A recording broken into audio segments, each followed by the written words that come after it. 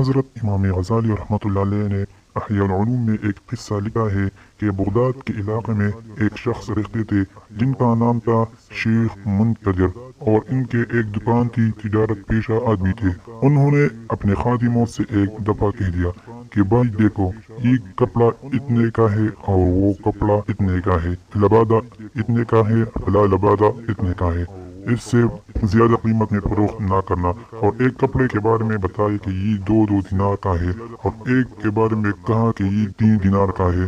اس طرح تاکید کر دی۔ ایک مرتبہ اپنے کسی کام سے جا رہے تھے، راستے میں ایک شخص سے ملاقات ہوئی جو اعرابی اور دیہاتی تھا۔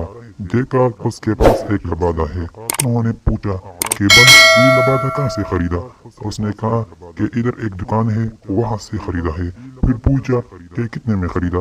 تو اس نے کہا کہ میں نے 3 دینار میں خریدا ہے۔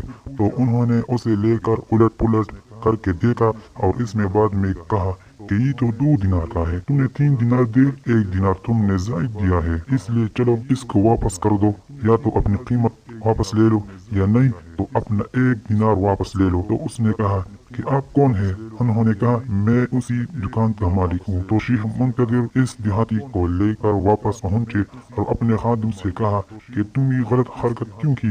اس کا 1 دینار واپس کرو یا نہیں تو اسے 3 دینار والا لبادہ دے دو۔ خادم نے اس سے پوچھا کہ کیا چاہتے ہیں؟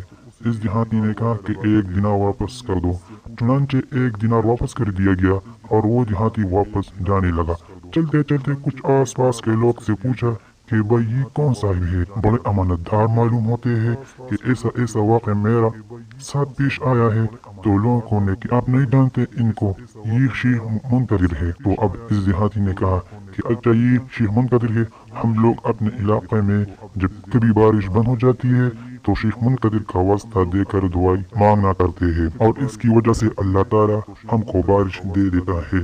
اس نے کہا یہ تو آدمی ہے، مجھے پتہ نہیں تھا، اور کہنے لگا کہ میں تو سمجھ رہا تھا کہ شیخ منتظر کا کوئی صاحب جب وہ دستار شخصیت ہوگی جو کسی خانقاہ میں بیٹھ کر تسبیح گھماتے ہوگے، لیکن یہاں آ کر پتہ چلا کہ یہ تو تاجر آدمی ہے، تجارت کر رہے ہیں، لیکن مقام ایسا ہے اللہ کے نزدیک کہ اللہ ان کے نام کی بدولت، ان کے واسطے کی وجہ سے بارش نازل کر رہا ہے۔ اس سے معلوم ہوتا ہے کہ ہر راستے سے خدا کو پایا جا سکتا ہے۔